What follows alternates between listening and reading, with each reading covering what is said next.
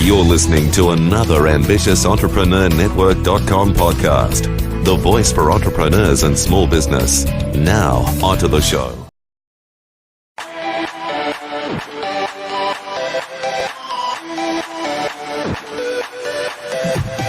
Welcome to Industry Thought Leader Podcast.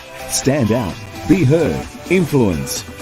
Want to influence real change with your message while become known as an authority in your field? Industry Thought Leader Podcast will show you how. Now, over to your host, Anne-Marie Cross.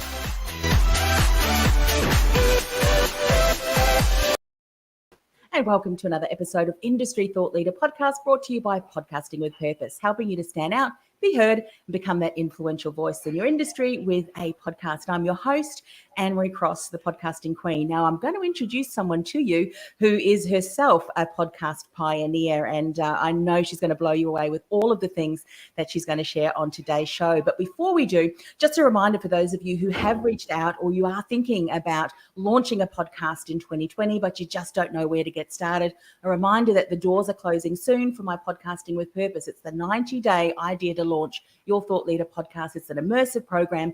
We go through it together and we're launching in February 2020. If that sounds like something you want to learn more about and get involved in, podcastingwithpurpose.com/immersive. And of course, if you're listening to this or watching this as a replay and the doors have closed, don't worry.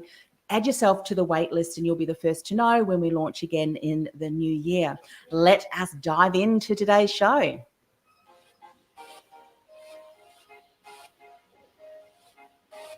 So joining me on today's show is Kelly Glover.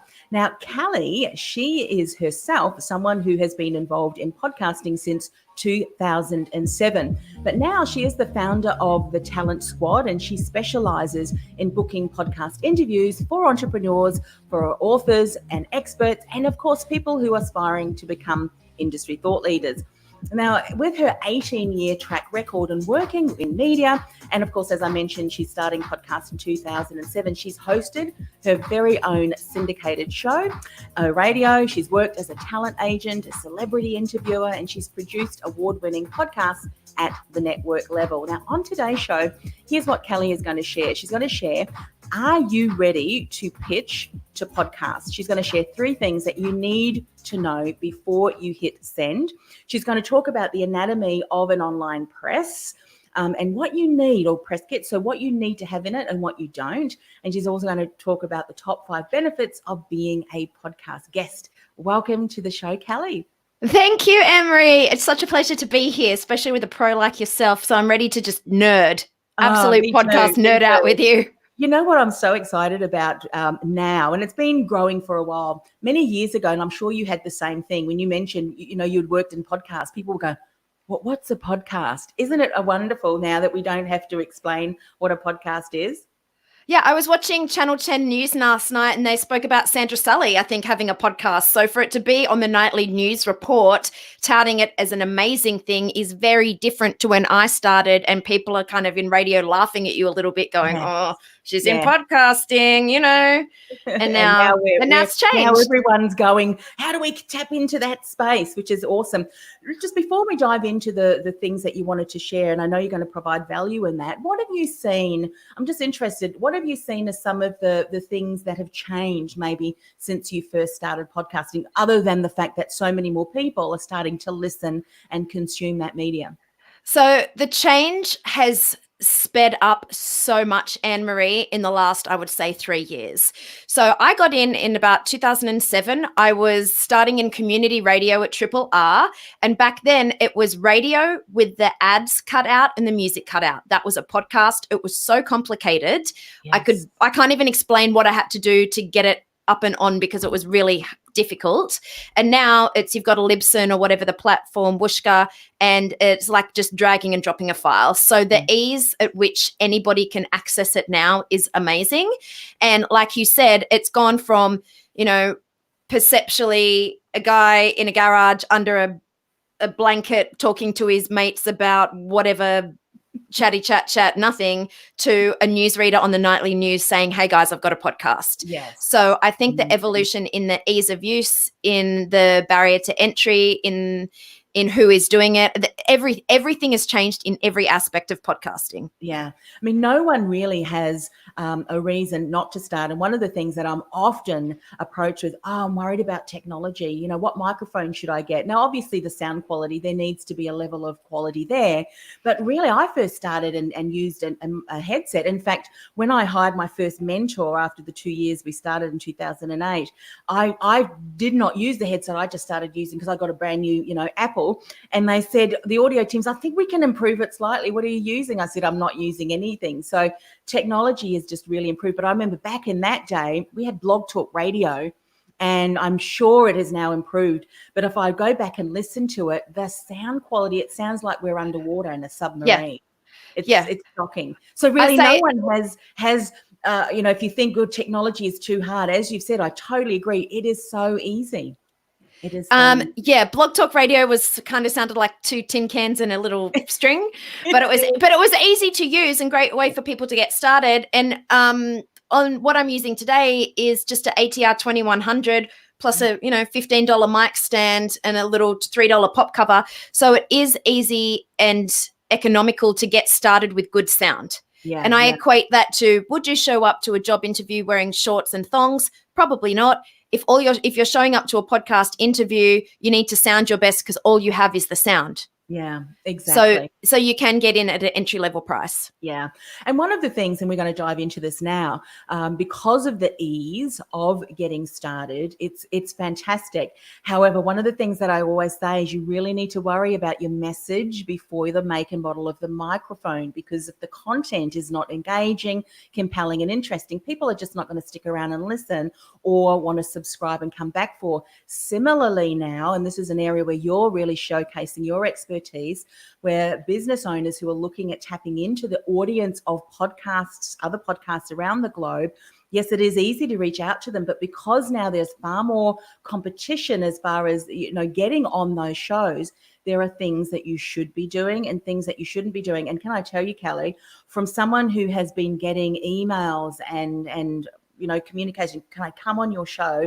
There are some horror stories that I cannot, even from PR agents who have reached out and have done things that you say, you're really not putting the best foot forward for your client or for you. So let's dive in. You've got 3 things that you want to share with people today. Beware that you have these in place before you start pitching. What's number 1? Yeah. So, and I do want to use you as a little bit of a case study in our interview, Anne-Marie, because people know your show and they can also know what and how to pitch you. And you've already covered some of the things. So you're a real life case study of you're on the receiving end. So that's important to know what hosts think, right?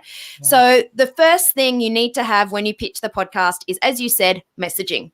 So you need to know what topics, what talking points, what angles you want to pitch. You need to have your sound bites ready before you even pitch, so you know what you're going after. And you even need to have your call to action ready. So who are you? And the other thing is the goal. Who are you reaching and what action do you want them to take as a result of hearing you on the show?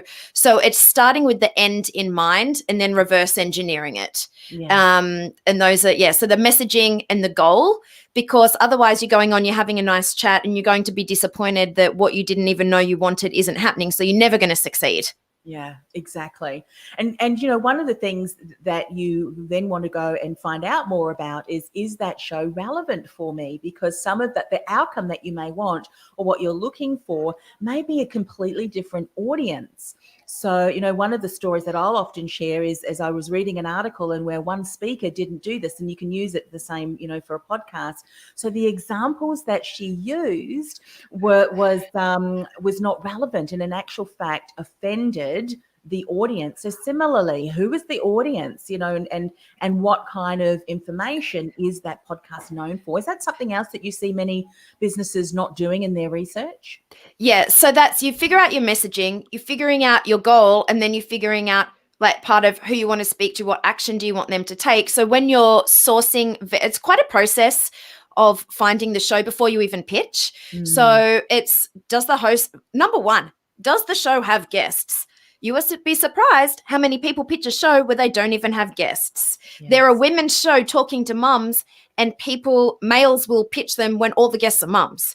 Or so you've got to look at the show and if you're a vegan podcast, well, a butcher is not going to be the ideal guest for that. It's like, that's a really crude example of, but you've got to consider it. And people just will use blanket cut and paste. So every pitch that you need to send out, you have to have listened to the show.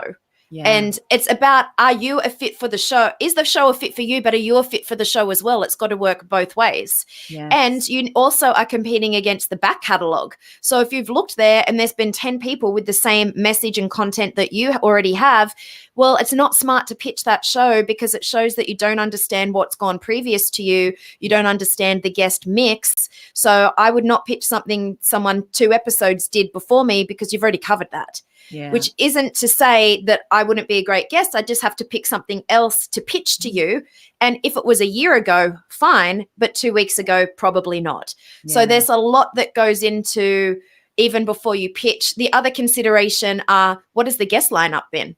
If Tim Ferriss was on last week and Gary Vaynerchuk was on the week before, you know what? I'm probably not at the caliber to pitch myself for that show or have someone pitch me, because I'm just not there. Yeah. Even if the show is amazing and I'd love to be on it, it would be incorrect of me to go after that caliber of show. Yeah. So there's many things to think of. You've got to do baby steps before you get to the big guns. So they're just a few of the things before you pitch. Plus, you need to have your assets in place, which would be your one sheet and your online media kit. Yeah, for sure. One of the things that you said there was about do research from the show. Do they even take guests? It's so true. I mean, we've had shows that we've hosted and produced who are no longer taking guests because they're no longer in production. It was a specific season, and we still get requests, and it's like, well, you obviously really haven't gone in depth to find out if that show's still in production. And so, every action and interaction, being a personal branding strategist is my trade, so to speak, every brand, and, it speaks your brand. So if you're not doing your research, that kind of shows and said, well, I might have a potential connection for another podcast that I think this would be fantastic for you to go on, but how you approach me is going to determine whether or not I give that recommendation. So everything that you've said from a host's point of view, absolutely. And one of the things, and I know that, having a few guests on previously about PR and specifically, TV and radio, pick up a specific topic that guest did speak about. Can you take it to a different angle or to a different depth, or provide a different opinion around that, so you can still bring your voice to that message, but you're taking it from a different angle? And I think a lot of businesses don't really see that connection, and therefore, missing out on those opportunities. Now, you mentioned about assets, key assets in place, and you're going to share what is the anatomy of this online press kit, because I think many people get that wrong too, don't they? Yeah, I don't think it's a thing yet. People know the word press kit, but I don't think they're using it in the right way. And I used to be a podcast producer. So I invented this, or came up with it. Press kits have been around forever. Please no, I did not invent a press kit. But having the structure in one spot, because it's, as a producer or as a host, what I want from the guests. So it takes hours of work away from them. So the first thing I do is get professional headshots. So, well, you can even get headshots on an iPhone these days, are pretty great, but I'm talking about not a snapshot from 1986 that you've uploaded and scanned or something like that. Yeah. And then have a range of them. So have one on just a white background, have one in a lifestyle shot, have a 3/4 one, have a full body, have a range of them. And that way, if you have your photography, you know that they're going to pick the best one. They're not going to do a right-click save as from the internet. That's terrible. And you're also in control of your personal branding, because essentially you're providing approved high-resolution photographs. Mm-hmm. The other things I'd have in there is your logo. Again, a transparent logo, and what other variations of logo you have. Maybe it's a square, maybe it's vertical, maybe it's horizontal, whatever. Often shows, and everything I'm saying actually goes for every media, not just podcasting. They might put that on the promo of the shows, and if you've made that available and all they have to do is download it, then you've got your exact logo in the right format ready to go, and it's not going to be some pixelated mess, because that does reflect on your brand, what other people use with it. A bio, and I would have multiple biographies in my online media press kit. So I'd have a short one the host can read. Whether they do or not, it doesn't matter, it's available. I'd have the long one, which I describe as the bio you wish everybody would read but doesn't. And then the shorter ones, you'd even have a company bio as well for your business. If you're an author, I'd have a range of book covers in there that you can easily download, along with a link to, say, a NetGalley where the host can read your book or read an abbreviated version of your book. So you're really taking the work away from the host in the searching element, and you're just providing everything for them that they would need. Nice. I'd put a copy of the one sheet in the online press kit so they can do just so they don't have to trawl through all their emails to find it. It's just bang, it's there with all your talking points. You can have extended talking points. So if your email has, say, 3 talking points, your one sheet has 5, well, you can put every talking point you want on here under categories, and that gives, if they've covered something, they're not going to use all of them, but they'll zone in and go, that's the one that I want to talk about. Videos, if you've done a TED Talk or something from a YouTube channel, to show what you look like and what you sound like, so they know ahead of time. Past interviews of podcasts to prove, hey, I've done this before. These are great shows that I've done. Any awards, any articles, if they apply, they may not. And then, of course, your contacting info. Something else I like, because I do live between Australia and the US, is a scheduling link. So you can just click on it and it figures out the time zones, because that is a problem. Is it daylight saving? Is it central time? Is it your Tuesday, my Tuesday? Click on the link, it shows up in the calendar.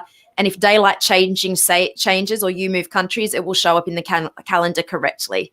Yes. So there's a lot in there, but I think it's all hugely important. And also your socials. If you've got your personal socials, your business socials, sometimes that could be 15 across all the links. So instead of you, Anne-Marie Cross, having to go and find them, all you have to do is go, click, click, click, job done. Yeah. And that's what you're saying is so valuable. I mean, we obviously have our own process. However, there have been times where a guest has not sent a core component, and my team has had to go and Google, find something that they think is that person. We've had someone come back because we've asked them repeatedly, can you send us an image? That one of my team's gone to get the image and we've got contacted. That's actually not me. Or oh my goodness, years old, and said, well, because we're going live. The show is up for publication, and even with repeated, connecting, they haven't gotten back to us, and that kind of thing. And I know from a media point of view, journalists and reporters, it's a small world. People talk. And so, if you make it difficult for a podcast host, in this case, we're talking podcasting, difficult to get your content out there, to showcase you, they're certainly not going to ask you to come back, even if they really think a follow-up conversation down the track, because of the fact that you made it so difficult. I'm sure you've got a million stories, but we won't talk about that. But certainly what you've spoken about in one easy spot, and you can use it across multiple different media. You can use it for yourself in your own messaging, because it's essentially a messaging vault as well. So many times I just cut and paste what I've got, because I've already crafted that language so well. It's just perfectly written to put in different places. And that guest you speak of, you're not going to get them back on the show. And not only that, you're not going to refer them to other hosts saying, oh, Barbara was a great guest, because she wasn't. And you should have that headshot ready to go at an instant click, because what if you get called up and there's some news item across any media and you need to go on TV and they need that to flash up on the screen, or a B-roll, it's not there. Yes. So that should be one link, send in 30 seconds, and they have everything, because they're going to move to the next person. You're not the only, whatever you're an expert in, you're probably not the only expert, and they will go to the media ready expert who is not as good as you if they are available at a moment's notice. Yeah. Yeah. And all of those components that you shared as part of that, I know for me, we might have different files and different areas. And where's that new headshot? If it's all in the one place, you just send people to that and then they can take. I love that. I even use it myself. I'll download it myself from my own press kit when someone asks for something, because I know it's one link, quick download. So I'm using it myself to send out my own things to other people. So handy. So handy. So handy. So, I mean, I love the fact that you're going to speak about some of the benefits, and in fact, the top 5 of being a podcast guest. I know through having my own podcast and, of course, being guests on other podcasts, the benefits, but it's always good to get multiple voices to confirm and validate just how awesome it is when you are being approached. And also, of course, we're talking about pitching to get on different podcasts. So what are you seeing as being the top 5 benefits? Okay, so Anne-Marie, it is so hard to just pick 5, but I couldn't say, here's the 47 benefits. It's just too many. How long have you got? And I just want to, and I even had to sneak one in because I just couldn't not say it. It's not a benefit, but think of podcasts as the speaker gig you can do without leaving the house. Yeah. So that's the overall, yeah. And it's great. It is a benefit for introverts is really, it's a one-on-one chat. You're saving the travel time, you're saving on accommodation, you're saving on the conference ticket, you're saving on the networking, you're not having time away from your family, you don't have to get the Uber or the train to the cost is unbelievable. Yeah. Did you know that there's a movement starting up called #FlightShame? No, what's that? Tell me more. Previous guests is just there's a whole movement that's starting that when you think of the amount of fuel that is being used, that's damaging the environment from here, then everywhere, and meetings and stuff that could be done and delivered virtually. So flight shame. Oh, I'm just mainly thinking about cutting down on travel time and costs, but that is way more. I feel horrible. Environment as well, but no, it's true. It's a virtual stage, and now, of course, when we're now streaming live across multiple platforms, and I may just be getting LinkedIn soon too. So that'll be great.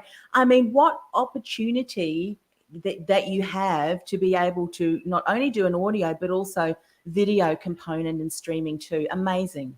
And the way I think about it is people always talk about, well, how many people in the audience, how many downloads? And sorry, I will get to the 5 in a second. I told you I couldn't resist. But I think niche audience, would you fly to a conference for an audience and speak to a room of 500 people or 1,000 people that are your ideal audience? Yes. Mm-hmm. So therefore, smaller podcasts are the same as that, but it's like being in a room and you can go in anytime you want for years to come. It's the never-ending on-demand speaker gig. Audience. People don't understand that. As the niched audience, they're more engaged. And if I totally agree. So I'm like, oh God, I'm such a nerd. I get the goosebumps. All right. So expert status, first of all. So it's being a benefit of being a guest on podcasts is that you are known as an authority in your field. So you're either going to elevate that or reinforce it. So if you're new, you can build yourself up. If you're already there, you just keep going reminder, reminder, reminder. So it helps you stand out from everybody else who isn't on podcast, and it's true influence. I don't mean the influencers on Instagram with the cool little, looking amazing. I mean actually really influencing people to take action and do something. So I think expert status is the top one for being a benefit of being on a podcast. Yes, so true. We know that when people, and we've heard this before, when people stand up on physical stages, there's something about them speaking that elevates them to that influencer, that knowledgeable person. And this, we're talking about the knowledge industry. Similarly with podcasting too. Yeah. And that's literal as well. You're on a stage, literally physically elevated in front of people talking the one to the many. Yeah. The other one is exposure.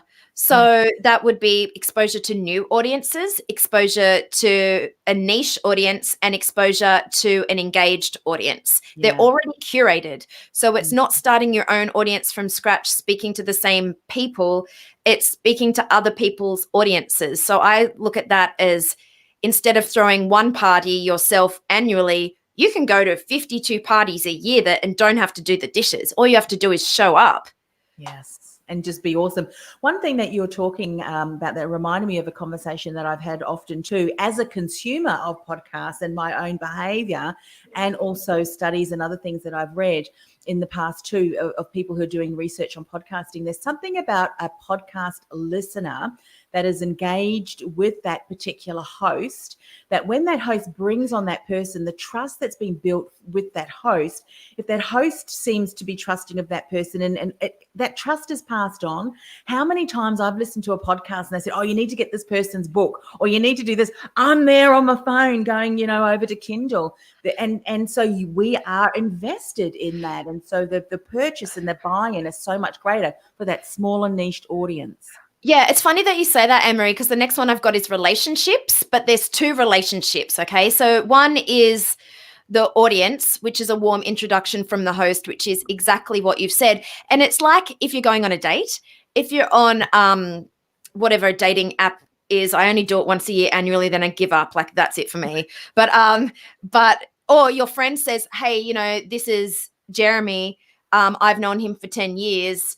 You're more likely to go on that, and it's a pre-vetted, and it's like, okay, or if they recommend a restaurant, like, okay, great, well, they've already been there, I trust them, they like it, I probably like it, so it's already a pre-introduction. So there's that relationship. And then the other thing, this is what people don't think of, is the relationship between the guest and the host, because then that relationship is, I could be your client, you could be my client, you could be an affiliate, there could be cross promotion, there could be partnerships, we could do referrals between each other. I could come on the show again. If I've got a show, I can invite you on the show. We could see each other at conference.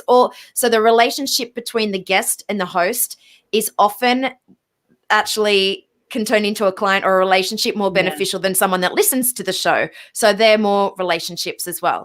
Yeah. I totally agree with that. Yeah. Totally. I've even had situations a number of times that I have gotten off the show and had opportunities to speak on virtual platforms, in-person platforms. I've even had people that have hired me from that interview. Have you got an opportunity to chat? And I think, as you said, people don't recognize the value, which is why it's so important to every stage of the relationship. What we've just spoken about is so key, because it's building that know, like, and trust to the point that possibly there could be a discussion for an ongoing opportunity. Yeah. And the other thing is time. And again, there's two parts to the benefit of time, which is, I think it expedites the know, like, and trust factor, because instead of reading a blog post, like, and again, reverse engineer everything. What do you do? Okay, I'm on my phone. I might read a few lines. I might scroll. I might not know who it's written by. I may see a picture. I may just get the headings. But in a podcast, you're hearing the person's voice. If it's video, you're seeing them. You're spending probably 30 to 60 minutes with them. They're speaking on the thing that they know the best. You can hear how passionate, you can tell if you like them or not, or if they're your personality or not. You'll still learn something, even if you're not going to work with them. And one of the stats I know is I think 86% of podcast listeners listen to most or all of the interview. So instead of a blog post or an article that you skim through, a YouTube video, you might watch 60 seconds, turn off, watch the TV, whatever it is, people will listen to the whole show because they consider it as a start to finish proposition. Yeah. And as opposed to just a piece. Yeah. Like if I'm in a car, I will listen to the whole thing. So I'll listen to and you hear people in language every day. Oh, I've got to finish that podcast. I'm in the middle of a podcast. So they look at it as a whole entity, but you don't think, oh, I've got to finish that whole YouTube video, which is great. That's not this article. It doesn't happen. It just, I'm in the middle of reading an article. Well, or I'm in the middle of, maybe if you're reading a book, that is different, but still. So I think the time factor, like getting 30 minutes or 60 minutes of somebody's time, good luck with that. Yeah. Good luck with that. I mean, everything that you've just said, I mean, inside I'm going, yes.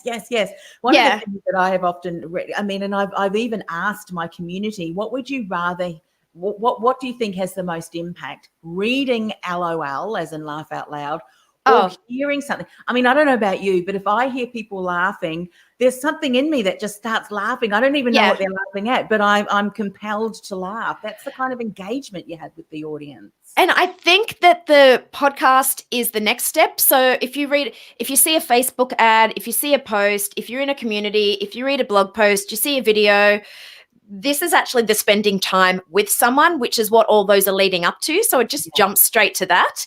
And people are smart. They'll make a decision. Like there's people right now that are loving me, and there's people right now who probably think I'm really annoying.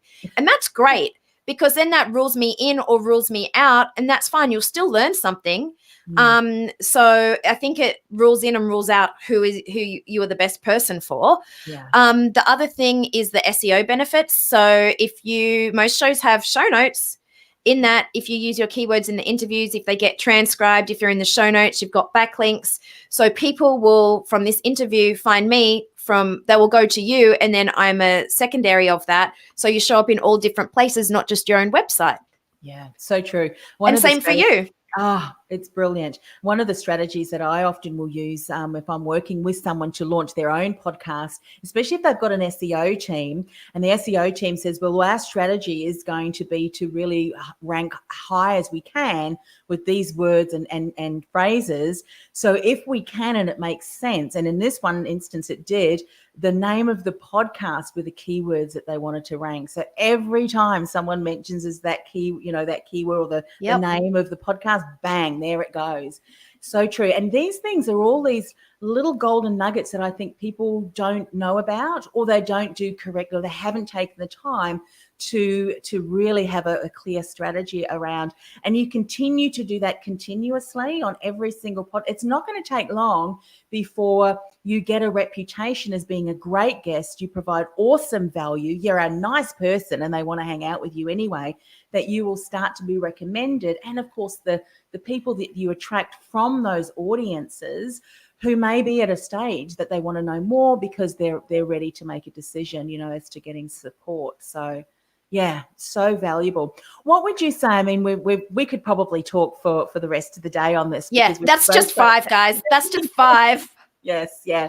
So what would be one last, I mean, obviously before we leave, we're going to share with people how they can connect with you, find out more about the services and the support you do.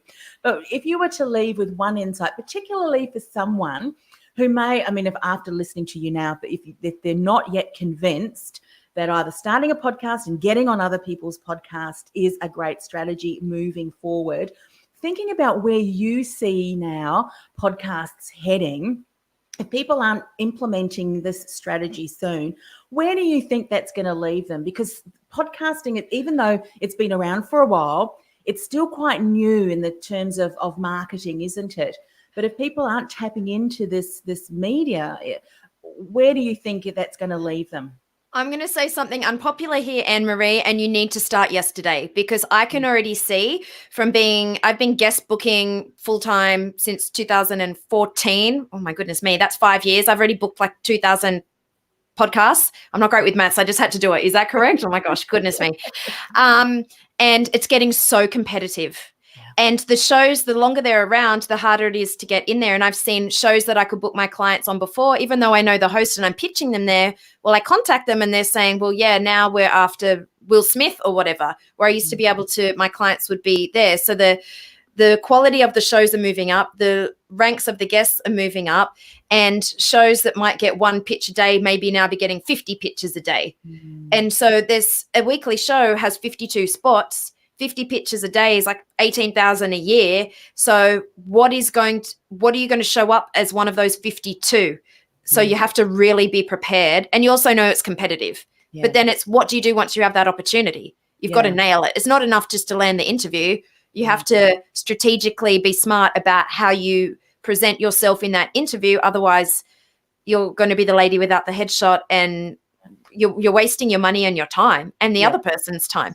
So but Emery, how many pitches do you get? What have you seen in the last, since you've started your podcast and you have so many of them, what has been the evolution of pitches? And you said you've received some bad PR ones. So if it's okay with you, I'd love to hear from a host perspective what you see. Yeah, we have over the years, as you can imagine, it's been increasing to the point now where I hardly am able, and even my team, everything that you've said are very much more specific in what we need, and we are turning a lot more away. And in fact now too, because of the fact that now we're using our podcasts more as building thought leadership, one of the things that I'm saying to my clients is make sure that not only are you very niched in the guests that you have on your show, but that the core component of your show is also you solo, so that you're sharing your expertise. So it's a mixture of that, which means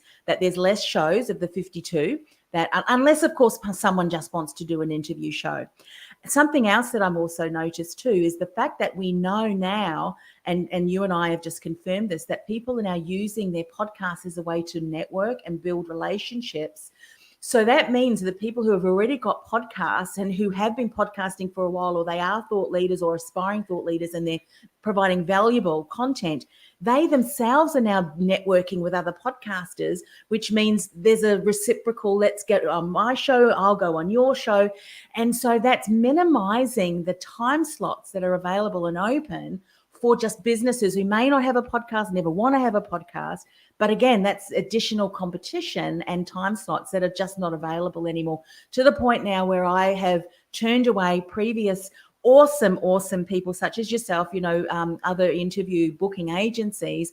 And I've just said, look, I'm sorry, we're not taking guest requests anymore. We're actually going out and seeking out and hand selecting those people that we want to work with.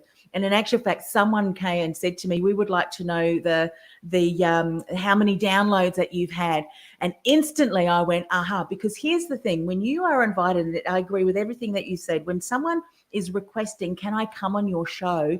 I'm noticing, because businesses, and they're fine to charge for that, when individual businesses are being, investing in services to get them on shows, they want to have a certain, what's the ROI involved. But as a potential guest and business, this is what I have, just as a word of, just not caution, but just be mindful that what you've said, a niched audience that is very warm, that has built the relationship with that particular host, is valuable.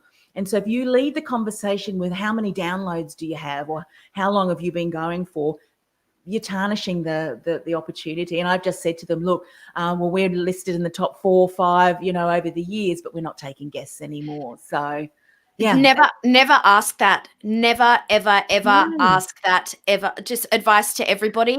That is a blacklist, and we would never ask a show that, ever. It's like, how much money do you make a year? Yeah. That really is, isn't it? That's that kind of question. Because you're asking to be a guest on their show. So the answer is none of your business. Yeah. A little bit. But yeah, there's other ways to, and yes, anyway. Yeah. And do you have any numbers on how often or frequently you're getting pitched?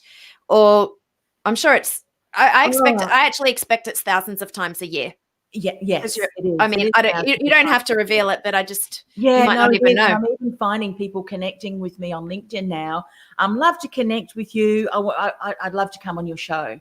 Oh, same. I don't even have a show. I didn't even have a show. And I had a show, and the episode was published 4 years ago.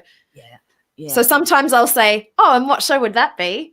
But usually I just say I actually don't have a show. Yeah. So, yeah. But I've got so many emails that I could go through, and we now have specific email that only our, coordinators would get, and it just sits there. So, and I know it sounds horrible, but if you can imagine, if you get hundreds of pitches, there's just no way that you can get back to, to people.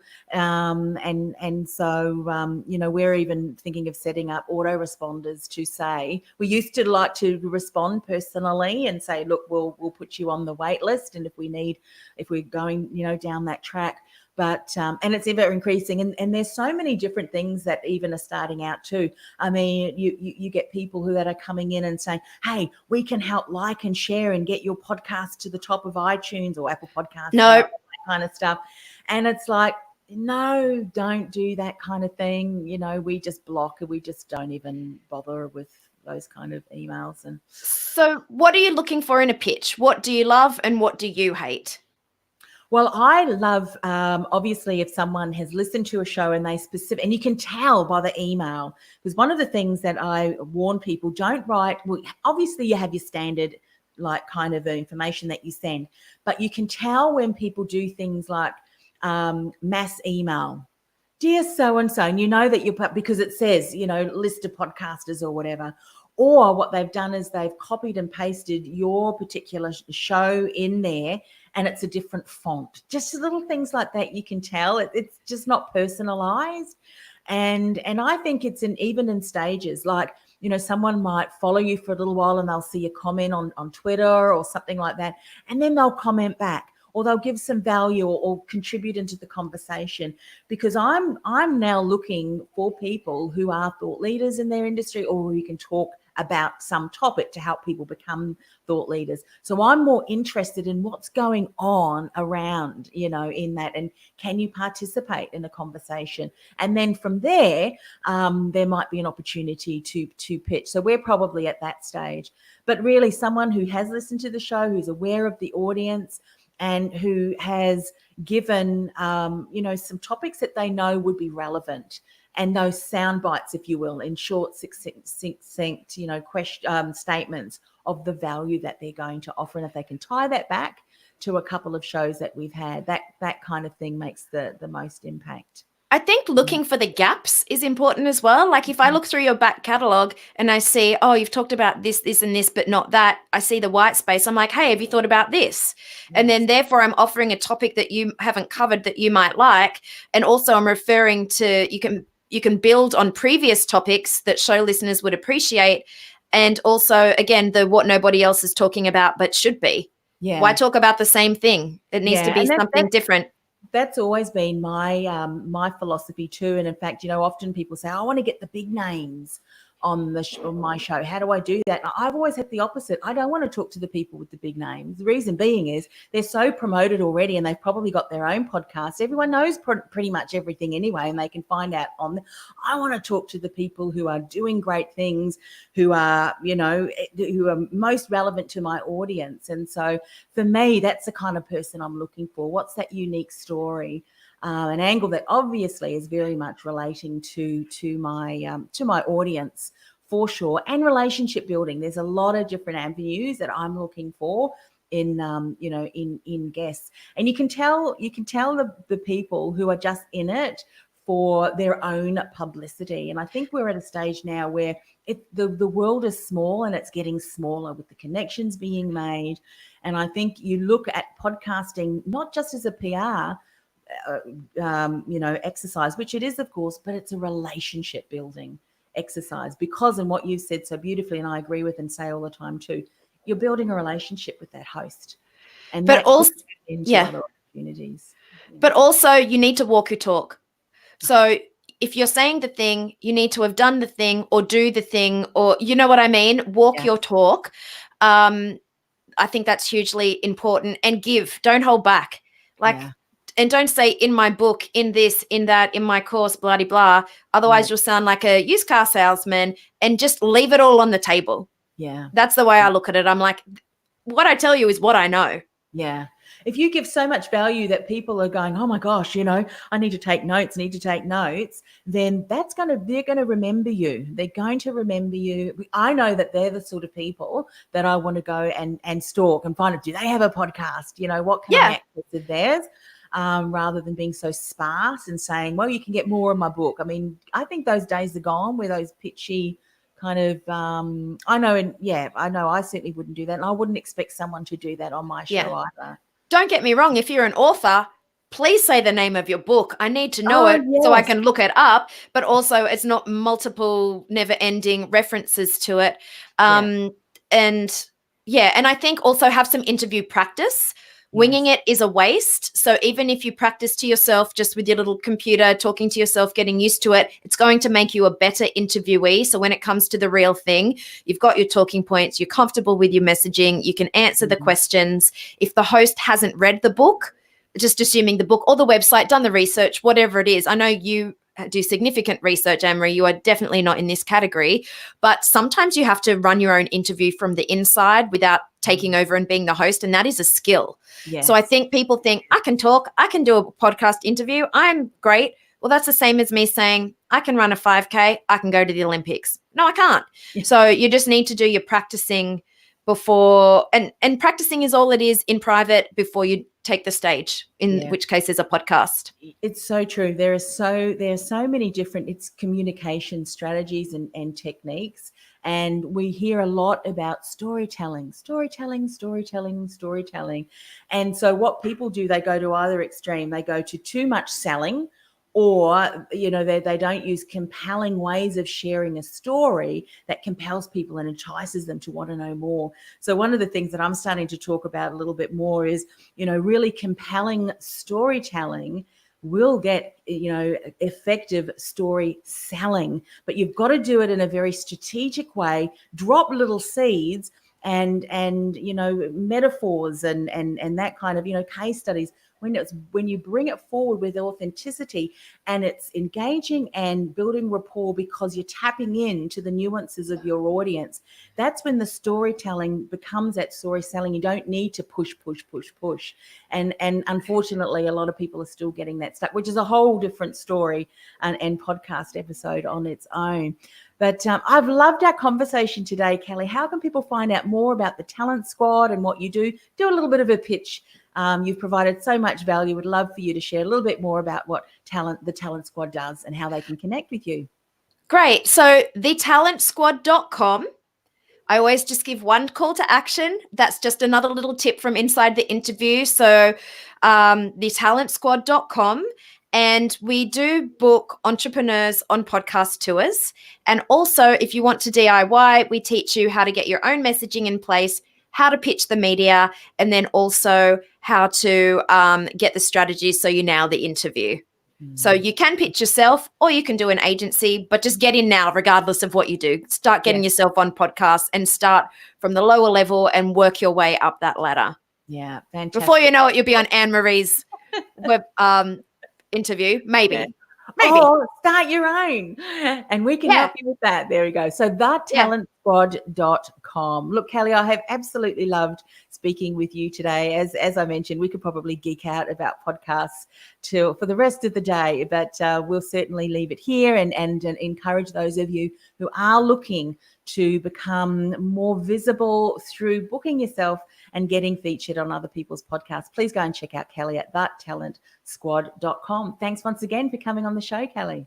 Thank you, Anne-Marie. I look forward to many more interviews, and I do take notes, but I type them instead of write them when I listen to your show. Bye for now.